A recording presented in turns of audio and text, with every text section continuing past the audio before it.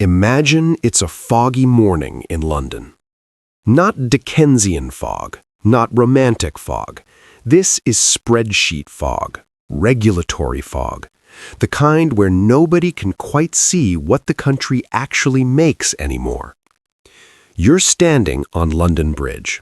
To your left, glass towers filled with derivatives traders, compliance lawyers, and people whose job title ends in strategist. To your right, the ghosts of shipyards, steelworks, and factories that once powered an empire.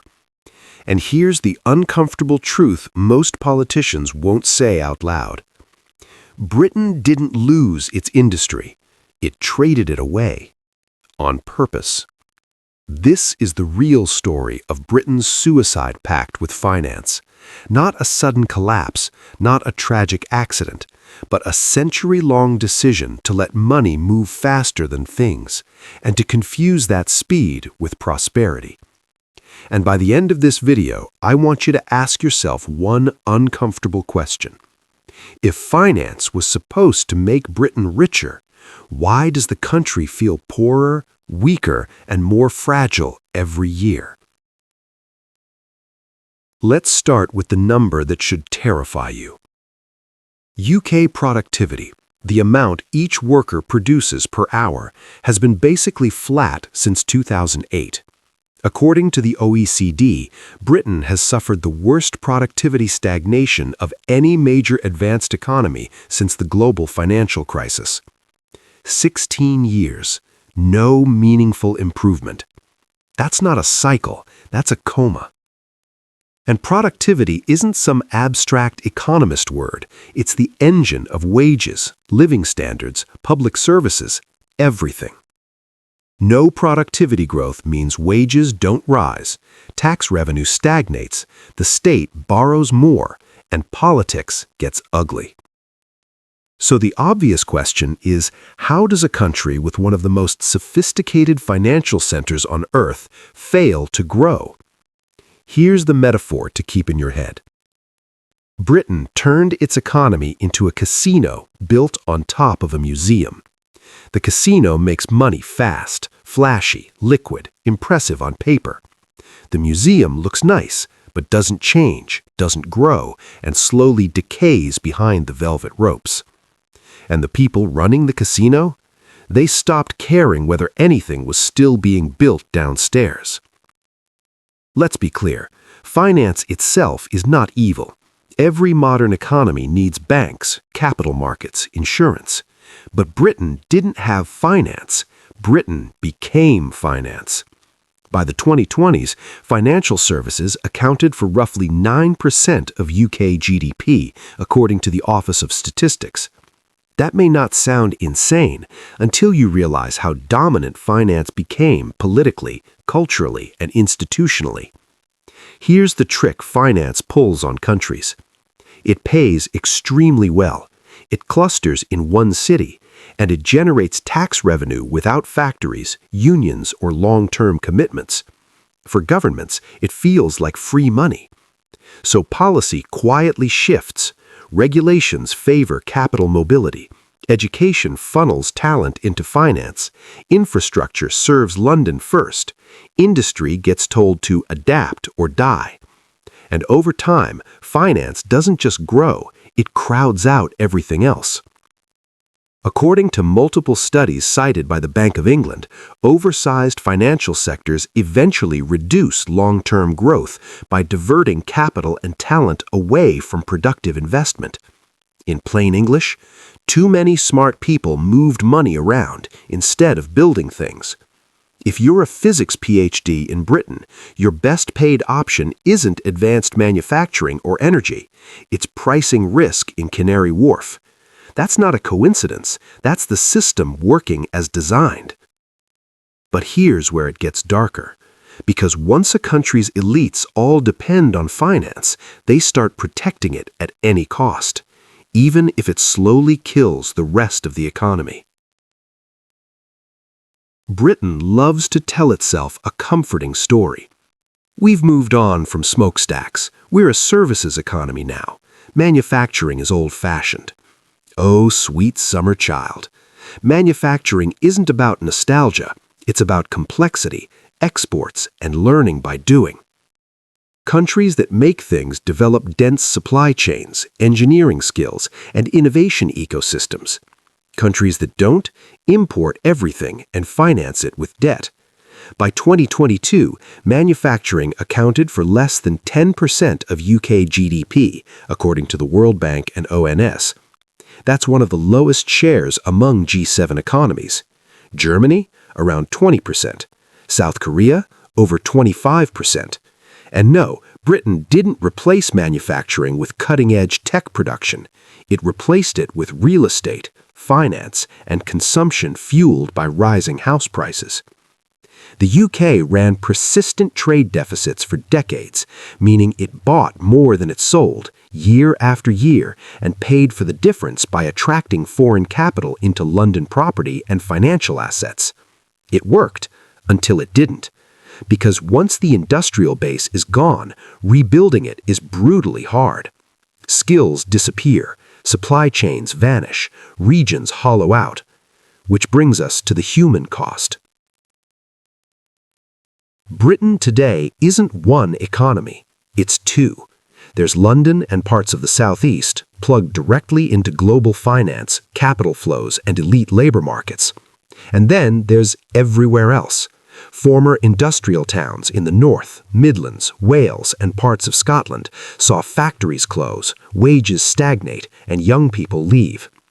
Between 2008 and the early 2020s, real wages outside London barely grew. Some regions never recovered pre-crisis income levels, according to the Resolution Foundation. This wasn't just economic decline, it was social erosion. Empty high streets, underfunded councils, a sense that the country no longer had a shared future. And when people feel abandoned long enough, they stop trusting institutions, which sets the stage for the next nail in the coffin. Brexit wasn't the cause of Britain's economic problems, it was the scream. Years of regional inequality, stagnant wages, and political alienation created a pressure cooker. Brexit blew the lid off. And economically, it made everything worse.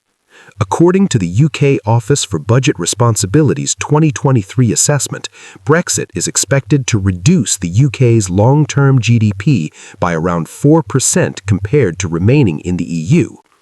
That's not a one-off hit, that's permanent damage. Exports became harder, supply chains frayed, investment fell.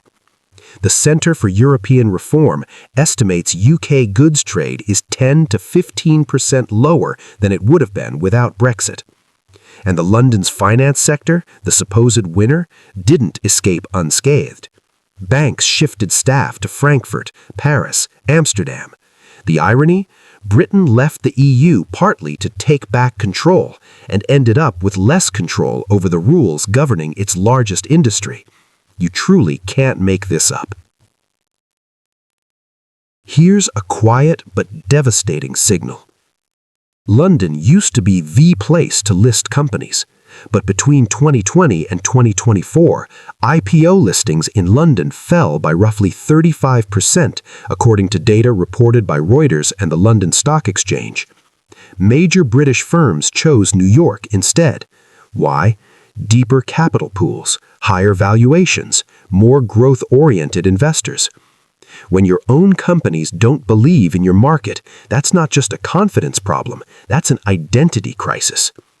Finance is supposed to fund growth. Instead, London became a place to extract value, not create it. The casino was still open, but fewer people were building new tables. Let's return to productivity, because this is where everything converges. Since 2008, U.S. productivity grew steadily. Germany recovered. Even France made gains. Britain flatlined. The UK's productivity gap with the US reached roughly 15 to 20%, depending on the measure, according to OECD comparisons. That gap translates directly into lower wages, weaker public services, higher taxes, or more debt. And here's the cruel paradox. Finance thrives even when productivity doesn't. Trading paper claims on wealth doesn't require the real economy to grow, just volatility, leverage, and scale. So the sector that should fund productive investment became decoupled from productivity entirely. The patient was dying. The monitors still looked great.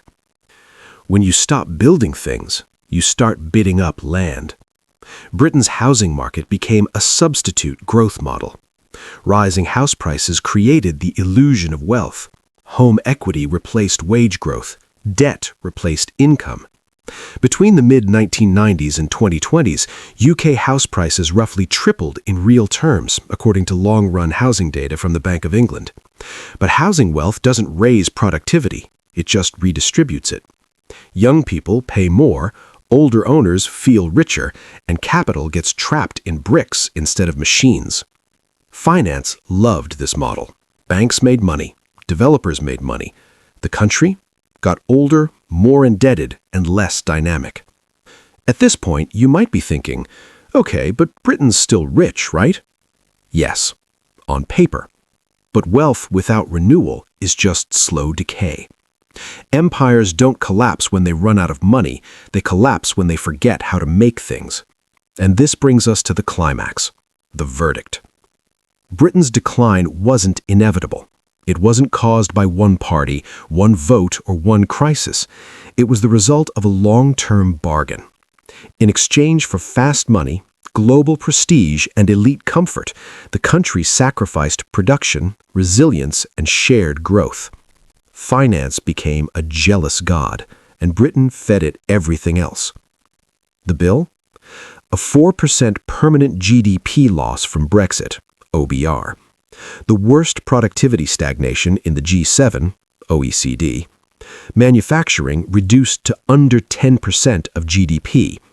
A fractured nation split between a global city and hollowed-out regions. A generation priced out of housing and optimism. And the saddest part? This didn't have to be a suicide pact. Countries like Germany, South Korea, and even the US balanced finance with industry. Britain chose not to. So when you hear politicians promise growth without talking about productivity, or praise the city while ignoring factories, remember this story. An economy can look sophisticated while quietly cannibalizing itself. And if you think this can't happen again or couldn't happen where you live, history has a nasty habit of disagreeing. If you want to see what rebuilding looks like or how other countries escaped this trap, that's the next video. Because the real question isn't how Britain declined, it's whether it still remembers how to build its way back.